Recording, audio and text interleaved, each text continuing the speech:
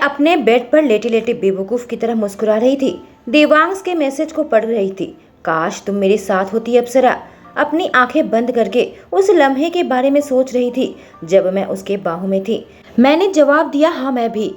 तभी तुरंत उसका मैसेज आया, मेरा काम यहाँ कल खत्म हो जाएगा, शनिवार शाम को वापस आ रहा हूँ। वह 2 दिन में वापस आ रहा है। मैंने यह 2 हफ्ते उसके बिना बिताए थे।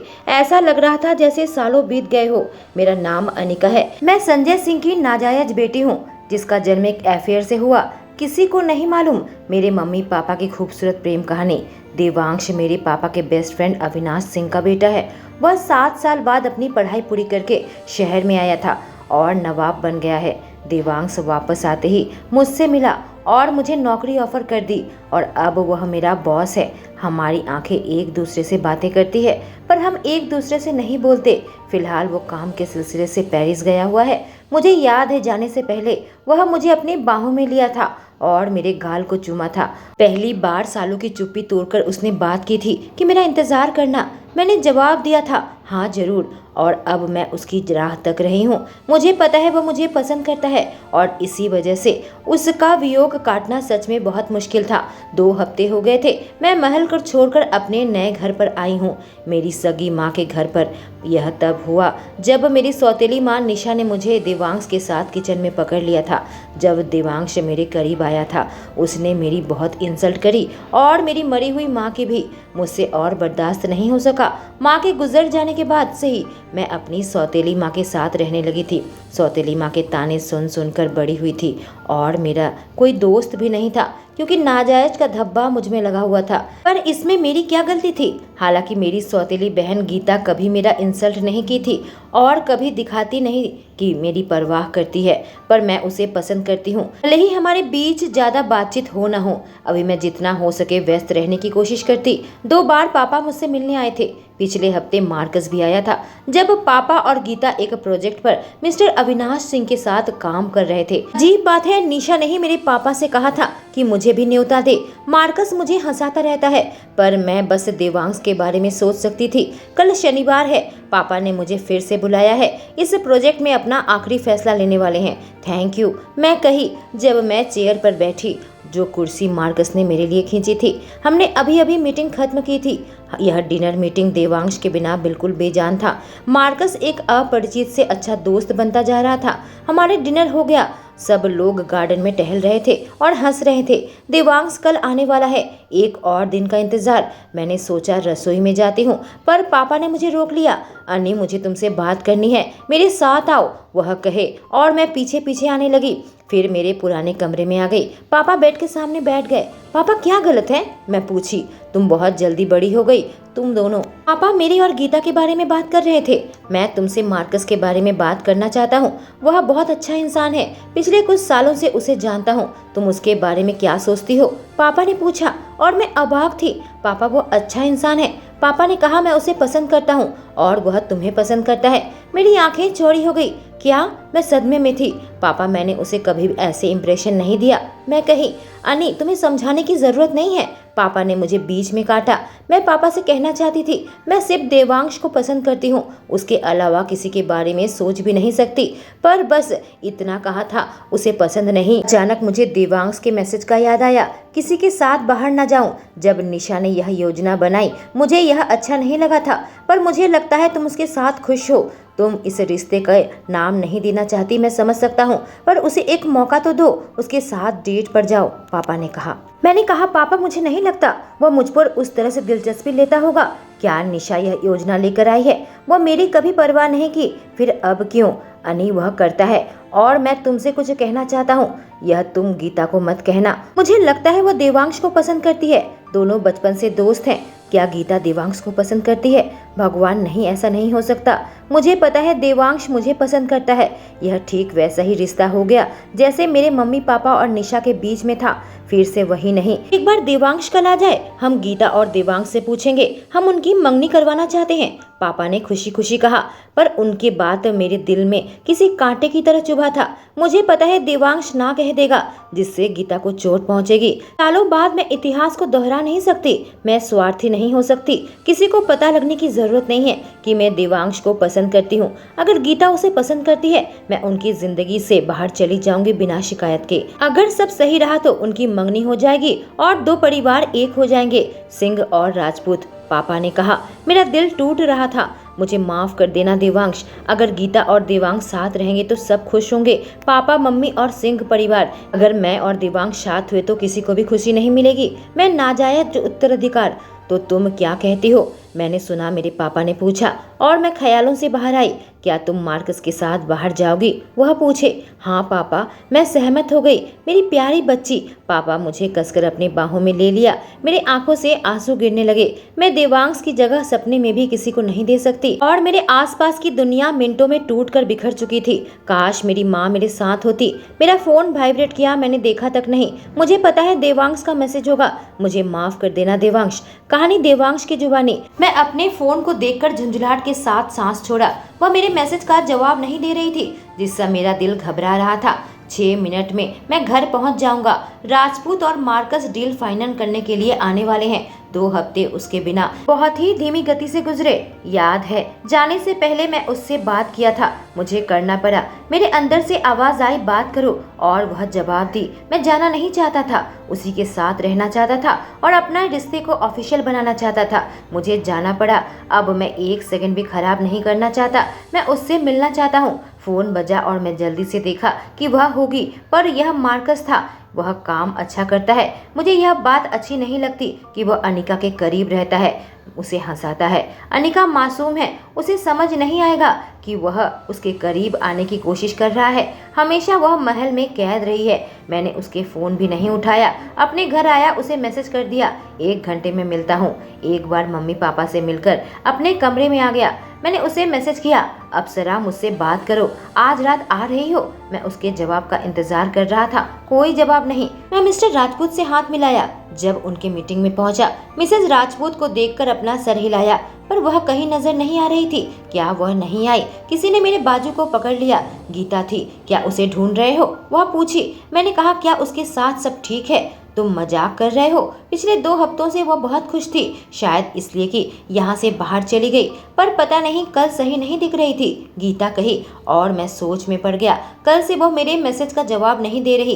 क्या कुछ हुआ होगा? वह वहाँ पर है, मैंने सुना, गीता ने कहा। और उसके बाद वह मार्कस के साथ आई। एक फीकी सी मुस्कान दी जब मार्कस ने उससे कुछ कहा। हे देवांश, मार्कस ने मुझसे कहा।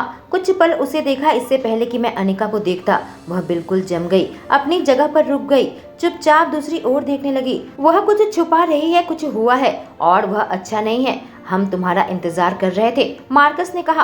पापा ने हमें बुला लिया। हम टेबल पर बैठे हुए थे। प्रेजेंटेशन शुरू हुआ, पर मैं ध्यान नहीं लगा पा रहा था। उसे देखना बंद नहीं कर पा रहा था। वो मुझे नहीं देख रही थी। मुझे यकीन है, उसे पता है मेरी आंखें उस पर है। सब आपस में डिस्कस कर रहे थे, पर मेरा ध्यान भटका हुआ था। क्या गलत है? मुझसे बात करो, मुझे देखो अप्सरा। वह ऊपर नजर उठाई और मेरी आंखों में देखी, पर उसकी आंखें कुछ भी नहीं कह रही थी। मुझसे माफी मांग रही थी और किसी तरह की जिद थी।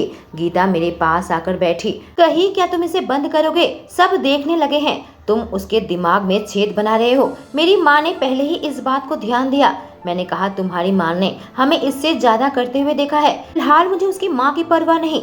क्या तुम दोनों पकड़े गए? मैंने देखा अनिका अपने पापा से कुछ बात की। उसके पापा ने सर हिलाया और वह उठकर खड़ी हुई और बाग में चली गई। मैं खड़ा होकर उसका पीछा करने वाला था कि मुझे गीता ने रोका। हमारे पापा हम दोनों को अजीब तरीके से देख रहे थे। मुझे अनिका से बात करनी है, एक प्रोजेक्ट के बारे में जिस पर हम काम कर रहे हैं। मैंने बहाना बनाया। इससे पहले कि वो कोई प्रतिक्रिया देते, मैं तुरंत उठ खड़ा हुआ और उसके पीछे पीछे जाने लगा।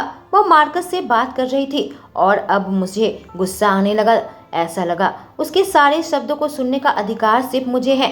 मेरे साथ क्या गलत है? मैं उससे बात करना चाहता था, उसे थामना चाहता था, उसे कमरे में ले जाना चाहता था और पूछना चाहता था, क्या चल रहा है? तुम मुझे अनदेखा क्यों कर रही हो? पर मैं अपने कदम आगे नहीं बढ़ाया। मैं वहाँ खड़ा खड़ा उन दोनों को देखने लगा। सच में? मार्कस जोर से कहा। और वह अपना सर हिलाई और एक जबरदस्ती की मुस्कान दी। उसने जरूर हाँ कहा होगा। मैंने सुना मिसेज राजपूत पीछे से आई, किस बात के लिए हाँ कही होगी। मार्कस अच्छा लड़का है, अच्छी बात है। वो उसे डेट के लिए पूछा। संजय भी बहुत एक्साइटेड है इस बारे में, वो कही और मुड़कर चली गई। क्या इसका नाता इस बात से है कि उसने हम दोनों को साथ देख लिया था? उसके पापा को भी मालूम है? क्या उसने हाँ कर दिया? ऐसा लगा कोई मेरे जज्बात के साथ खेल रहा है। वह ऐसा क्यों कर रही है? उसे कहा था किसी और के साथ डेट पर न जाए। ऐसा नहीं कि वो जानबूझकर ऐसा करे। आखिर हुआ क्या? मुझे उससे बात करनी होगी। अप्सरा किसी और आदमी के साथ मेरे सामने जैसे कि मैं होने दूंगा। जो भी है मैं पता लगा लूंगा। मार्कस ने उससे कुछ कहा और वह दोनों चलकर मेरे पास आने लगे। वह मेरे करीब आ गए। मार्कस कुछ कहने ही जा रहा था, मैंने बात को काटा। मेरे साथ आओ, मुझे तुमसे बात करनी है, नए प्रोजेक्ट के बारे में। यह बहुत जरूरी है, मैं बिल्कुल ठंडी आवाज में कहा। मैं अब अपना आपा खो रहा था। इतना कहकर मैं मुड़ गया और अपने ऑफिस की ओर आने लगा। मुझे पता है वो मेरे पीछे पीछे आ रही थी। एक बार मैं अपने ऑफिस में पहुंच गया। मैं दरवाजा बंद कर दिया, उसकी ओर मुड़ गया। वह अपनी उंगली को देख रही थी। मेरी ओर देखो। मैं चीखना चाहता था, इतना गुस्सा आ रहा था, मन कर रहा था टेबल को घुमा दूं। मुझे पता है मेरा गुस्सा ठंडा नहीं होगा, मैं जो भी करूं।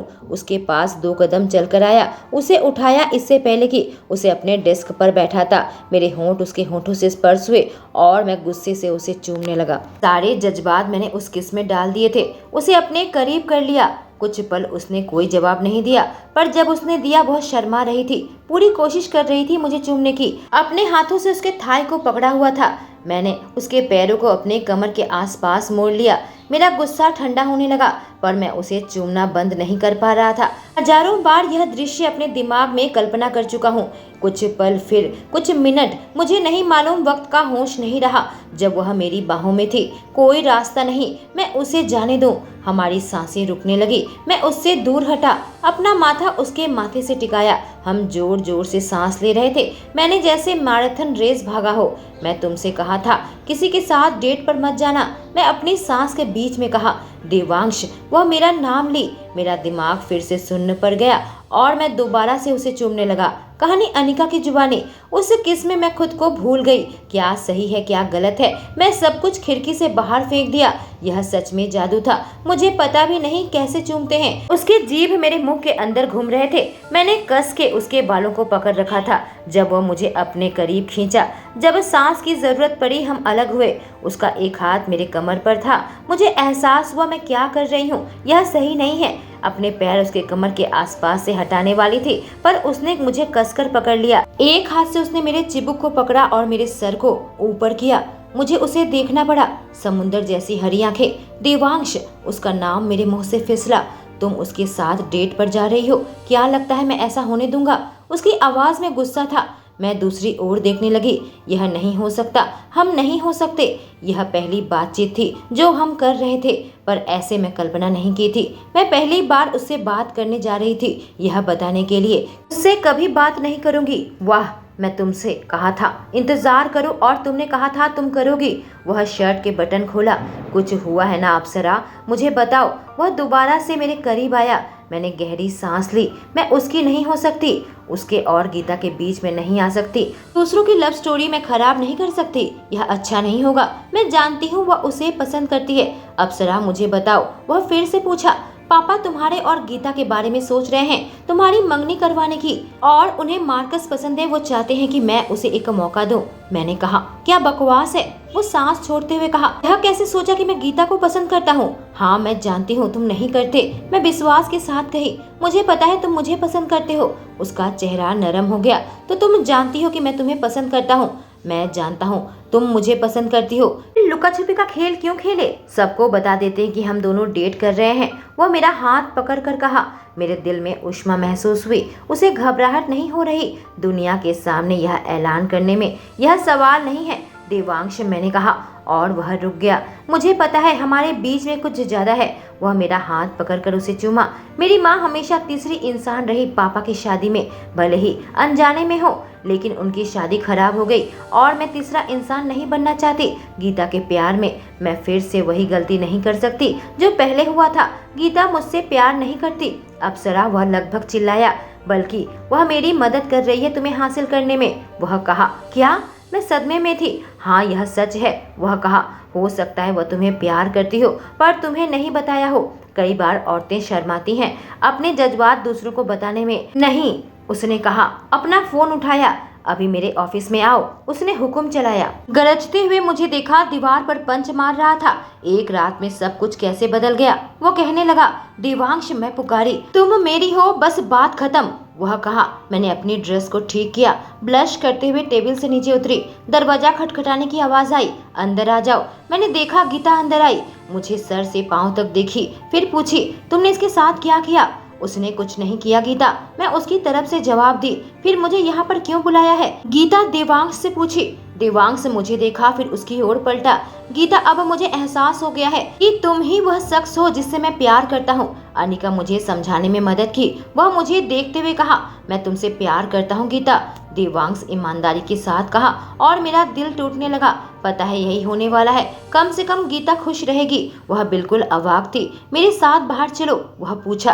क्या बकवास है, तुम्हारा दिमाग खराब हो गया है? वह लगभग चीखी। देवांश नीचे बैठा हुआ था। मैं खड़ा नहीं होऊंगा जब तक तुम तैयार नहीं हो जाती। क्या? वह बिल्कुल सदमे में थी। खड़े हो जाओ, तुम्हारे साथ क्या गलत है? और इसे एक मुक्का मारी। दोबारा मुझे इसमें मत खींचना, मैं तुम्हारे साथ कहीं नहीं जाने वाली, तुम्हारे सपनों में। अब बताओ क्या बात है? गीता पूछी। तुम मुझे पसंद नहीं करती?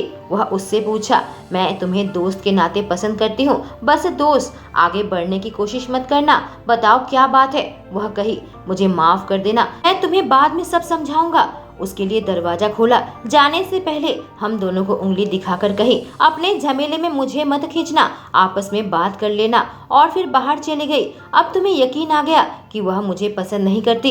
विश्वास करो, मुझे पता लग जाता है जब कोई औरत मुझ में दिलचस्पी लेती है। वह मेरे पास आकर मेरा हाथ पकड़ लिया। ऐसा लगा मेरा दिल पर जो बोझ था वह उठ चुका था। मुझे आजाद महसूस हो रहा था। गीता तुम्हें फिर पसंद नहीं करती? मैंने कहा। मैंने उसे अपनी फीलिंग्स बताई। तुम्हें नहीं लगता कि वह मुझे पसंद करती तो हाँ करती? तुम्हारी वजह से मुझे मार भी खाना पड़ा।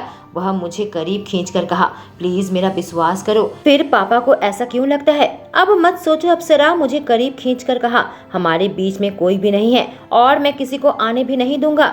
मैं उसके गाल को सहलाते हुए कही, देवांश, और अगर हमारे बीच में कोई आ जाए तो हमें लड़ना होगा, हम इतनी आसानी से हार नहीं मान सकते।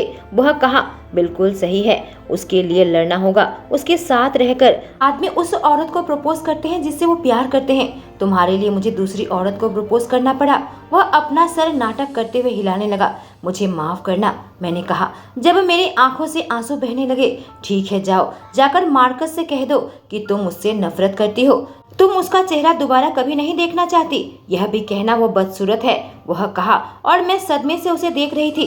मैं ऐसा नहीं करने वाली। मेरा मतलब, मैं उसे सच बता दूंगी कि मैं तुम्हें पसंद करती हूँ। मैं अपने बाजुओं को उसके आसपास लपेटते हुए कही, मुझे पसंद करती हो? वह पूछा। हाँ, मैं तुम्हें पसंद करती हूँ, मैंने कह दिया। बिल्कुल शर्म से लाल हो चुकी थी, अपने होंठ काट रही थी। मैं भी तुम्हें पसंद करता हूँ, वह कहा। क्या पापा निराश नहीं हो जाएंगे कि मैं और देवांश? मुझे बताना पड़ेगा कि मैं किसे पसंद करती हूँ, वह सांस छोड़ते हुए कहा।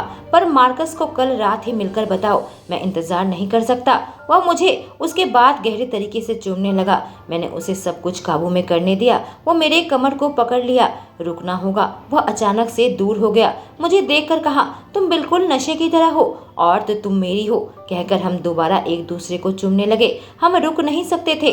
बाहर चलते हैं, इससे पहले कि मैं कुछ और कर दूं। मैं ब्लश करने लगी। जब हम बाहर निकले, एक दूसरे का हाथ पकड़ा हुआ था। तैयार थी मार्कस को सच्चाई बताने के लिए। दुनिया की जिल्लत हमें झेलनी होगी। जब हम बाहर आए, सब लोग पैनिक कर रहे थे। मैंने देखा पापा अपने सीने पर हाथ रखे हुए थे, सांस लेने की कोशिश कर रहे थे। उनके बगल में निशा काफी डरी हुई थी। गीता किसी को कॉल कर रही थी। उन्हें क्या हो गया? मैं देवांश का हाथ छोड़ दी और उनके पास दौड़ कर आई। पापा, क्या हो रहा है? उनको हार्ट अटैक आ रहा है, गीता कही। नहीं पापा, जब उनके सीने में दर्द हो रहा था, हमें आज डॉक्टर के पास जाना चाहिए था, देर नहीं करनी चाहिए थी। हे भगवान, आज सोमवार की शाम थी, पूरा दिन बीत गया, हम अस्पताल में थे, निशा, गीता और मैं। जल्दी यह खबर फैल गई कि मेरे पापा को हार्ट अटैक आया है। मीडिया बाहर खड़ी है। डॉक्टर ने उनका चेकअप किया और हम डॉक्टर का जवाब का इंतजार कर रहे थे। वह अब ठीक है, उन्होंने कहा, और हमें राहत मिली। ये दवा उन्हें घर पर लेनी है। मैंने वह लिस्ट ले ली। मैं फार्मेसी के लाइन में खड़ी इंतजार कर रही थी। एक जानी पहचानी आवाज मेरे कान में आई। मुड़कर देखी तो देवांश और उसके माता पिता थे। वे बातें कर रहे थे। देवांश मुझे देखा, अपने पापा से कुछ कहा और मेरे पास आ गया। अप्सरा, और मुझे कस के अपने बाहों में ले लिया।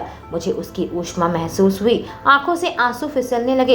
इतने लंबे समय तक अस्पताल में रहना, मैं तनाव में थी। पापा को कुछ हो गया तो मेरा क्या होगा? मैं आ गया हूँ, मैं तुम्हें नहीं छोड़ूंगा, ठीक है ना? वह प्यार से कहा। यहाँ आने के लिए शुक्रिया, मैं कही। हम पारिवारिक दोस्त हैं, मैं तुम्हारे साथ रहना चाहता था। उसके शब्दों से फिर से मेरे आंखों में आंसू आने लगे। मुझे माफ करना, मैं पूरे टाइम तुम्हारे साथ नहीं रह पाया, वह कहा। मैंने कहा, अच्छी बात है, इससे लोगों को शक नहीं होगा। किस बात का शक? वह पूछा। कि हम दोनों साथ में हैं, मैंने जवाब दिया। वह मुझे देखने लगा। तुम्हारा क्या मतलब है?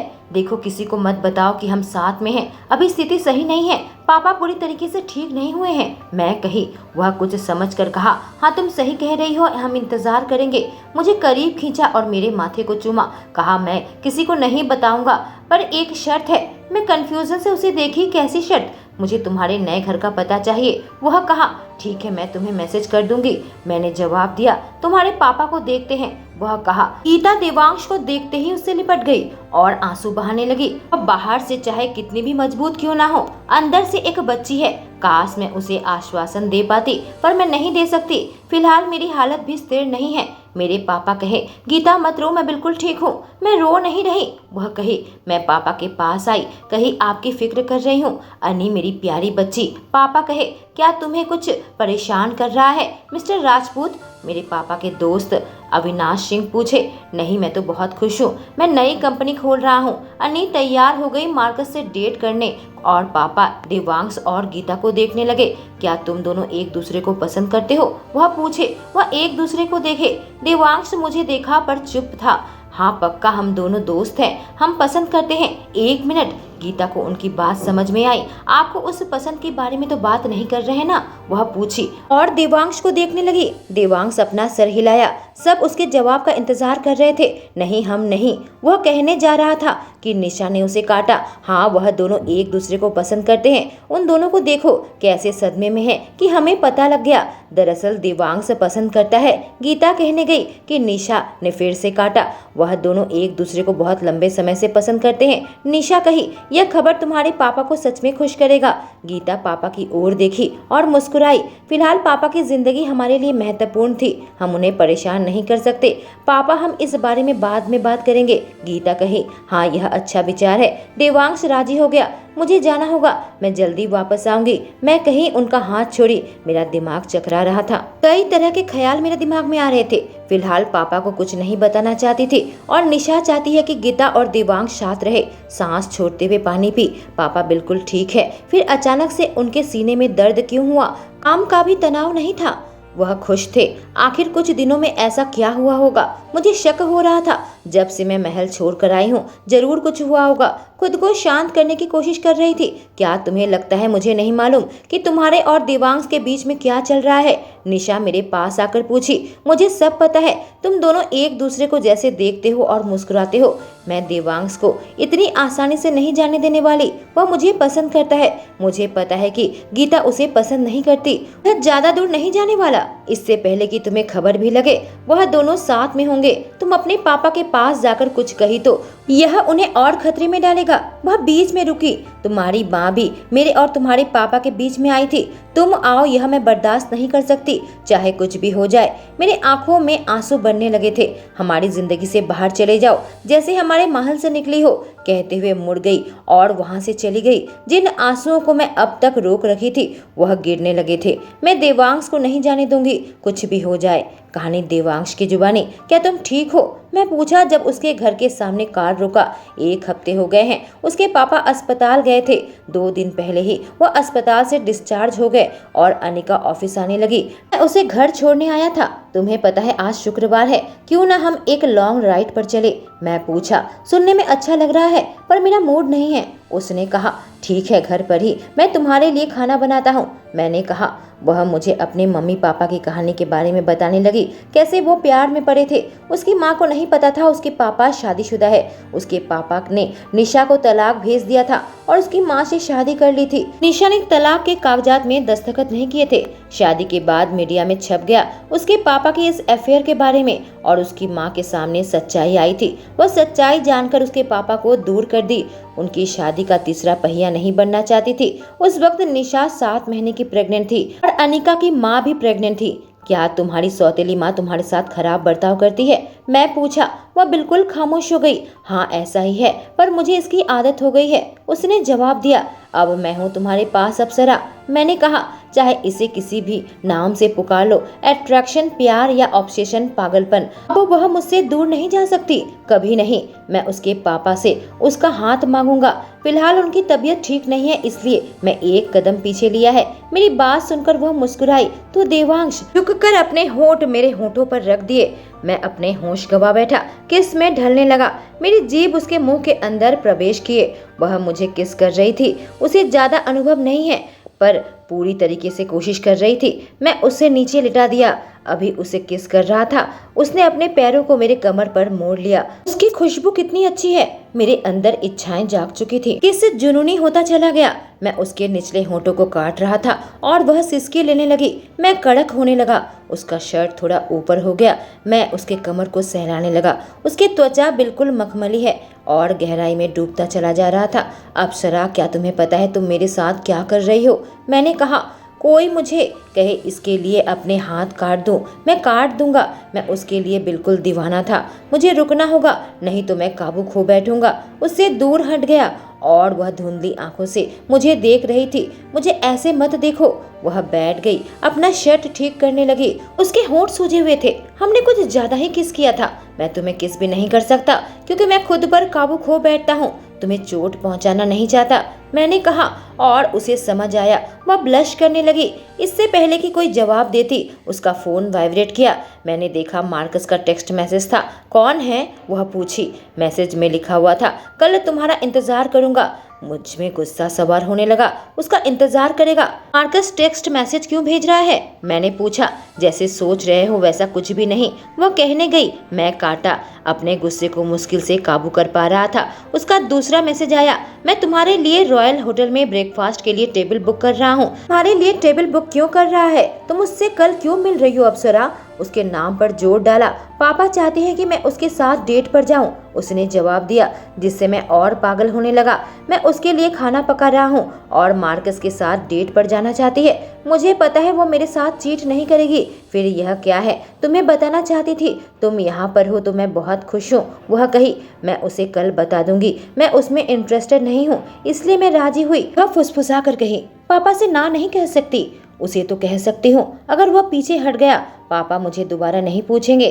क्यों तुम पापा से ना क्यों नहीं कह सकती? मैं उससे पूछा। पापा का दिल नहीं तोड़ना चाहती। मैं तोड़ूंगी तो उन्हें ज्यादा ठेस पहुंचेगी। वह आसान रहेगा कि मार्कस मुझे नकार दे।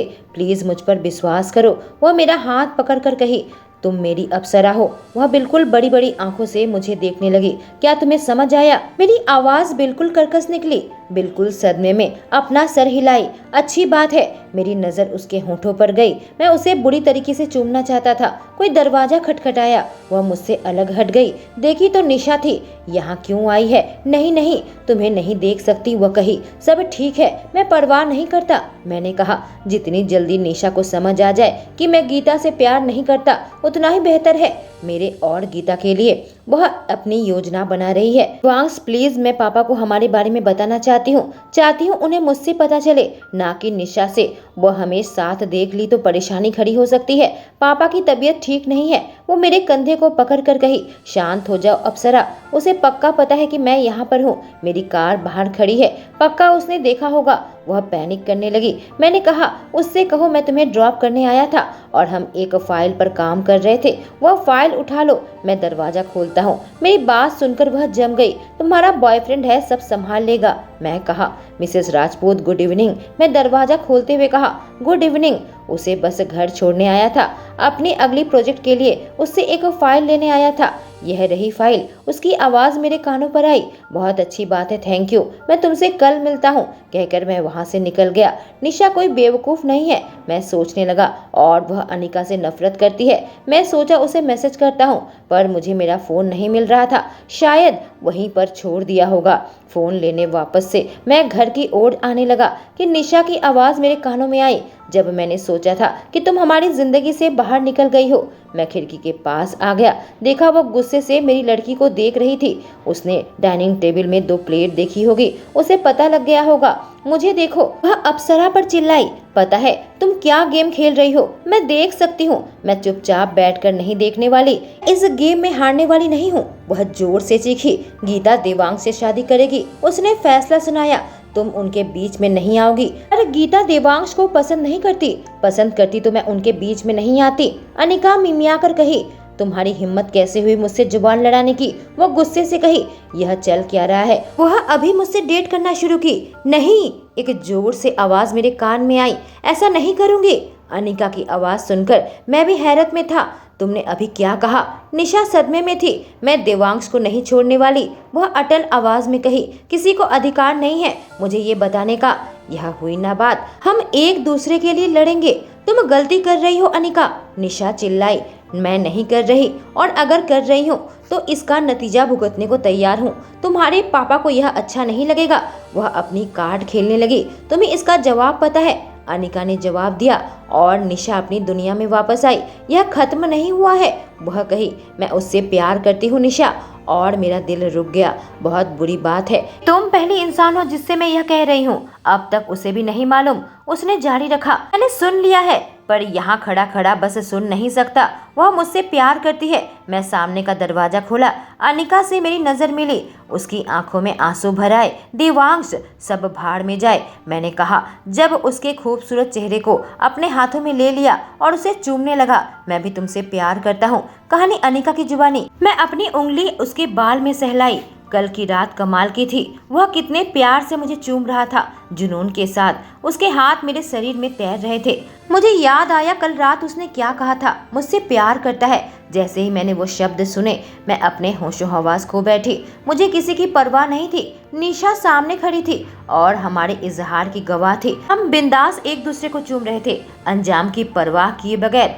जब उसने मांग की कि मैं देवांश को छोड़ दूं, मेरे अंदर कुछ सवार हो गया था। वह मुझसे सब ले सकती है, उसे नहीं। इसका अधिकार सिर्फ देवांश को है। एक दूसरे के लिए लड़ेंगे, और मैं करूंगी। मैं शीशे में खुद को देखने लगी। मैंने एक नोट उसके लिए छोड़ दिया। मैं मार्कस से मिलने जा रही हूँ, जल्दी वापस आऊंगी, लव यू अनिका। घर से निकलकर मैं टैक्सी में बुकिंग करके मार्कस को मैसेज किया, 20 मिनट में पहुंच रही हूँ। मैंने समस्याओं की एक लिस्ट बना रखी थी। पहले मार्कस है, मुझे यकीन है मैं इसे नहीं चला सकती। मैं देवांग से प्यार करती हूँ। दूसरे हैं मेरे पापा, उनके साथ कुछ सही नहीं है। अचानक से उन्हें हार्ट अटैक क्यों आया, मुझे पता लगाना होगा। वह क्या दवाई ले रहे हैं। मुझे महल वापस जाना होगा, खुद देखना होगा। निशा जो भी सोचे, चाहे जितना भी गुस्सा करे, मैं बिना बोले वहाँ चली जाऊंगी। तीसरी मुसीबत है निशा। अब उसने हमें देख लिया है कि हम उनका विरोध कर रहे हैं। मुझे नहीं पता वो क्या करने वाली है, पर यह अब एक जंग बन चुकी है। मार्कस के पास पहुंची। बस थोड़ी सी बातचीत के बाद मैंने कहा, मैं तुमसे कुछ कहना चाहती हूँ। हाँ जरूर, क्या तुम्हें परेशान कर रहा है? वह कहा, तुम अच्छे इंसान हो और पापा तुमसे प्यार करते हैं। पापा का आइडिया था कि हम साथ में, पर बात यह है, मैं बताने ही जा रही थी कि तभी देवांश की आवाज आई, गुड मॉर्निंग मार्कस। मैं आंखें चौड़ी करके उसे देखने लगी। वह घर के कपड़े ही पहने आया था, बाल उलझे हुए थे। गुड मॉर्निंग देवांश, तुम्हें यहाँ देखकर खुशी हुई।